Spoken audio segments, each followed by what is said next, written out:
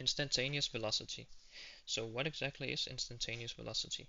Well, instantaneous velocity is the velocity at a particular instant. So it's a vector that describes how fast and in which direction the object is moving at a single value of time. So we've looked at average velocity, which tells you the velocity the object has moved on average over a certain distance. But what it doesn't tell you is the velocity at any given moment. For that, we would need to determine the instantaneous velocity. So how exactly do we do that? Well, we do that by first moving P1 and P2 closer and closer, and then determining the average over that, but that will still give you an average velocity. So we have to move P1 and P2 so close that delta t approaches 0. And in that case, we can write a term here for the instantaneous velocity, which is the limit of the average velocity as the time interval delta t approaches 0.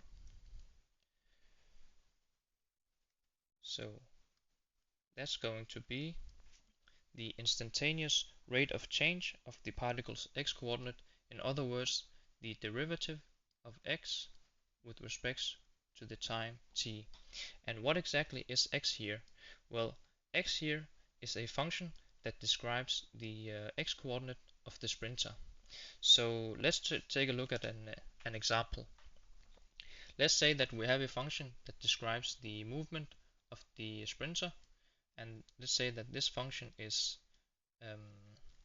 x of t, which equals 2 meters per second squared, which is going to be the acceleration, times t squared.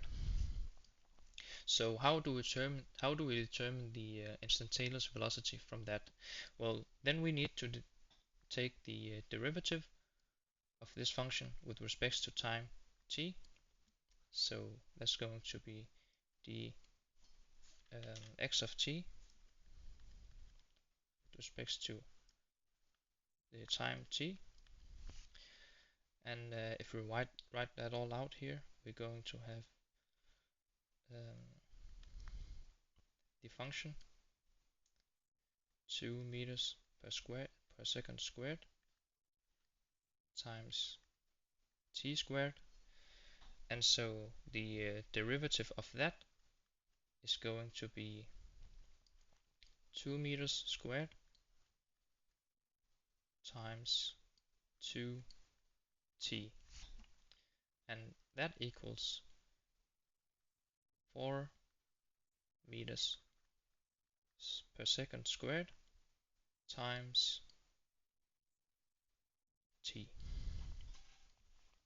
So now we have an expression which describes the instantaneous velocity of this sprinter, and all we have to do now is just to plug in a specific time we want to determine the instantaneous velocity at that exact point in time. So let's say that P2 is at 3 seconds. So the time T2 at P2 is 3 seconds. Well, if we plug in that into the equation that we just derived for the instantaneous velocity of this sprinter, well then that is going to be v equals 4 meters per second squared times 3 seconds, and that is going to be 12 meters per second, since the seconds from the time cancels out the squared from the acceleration.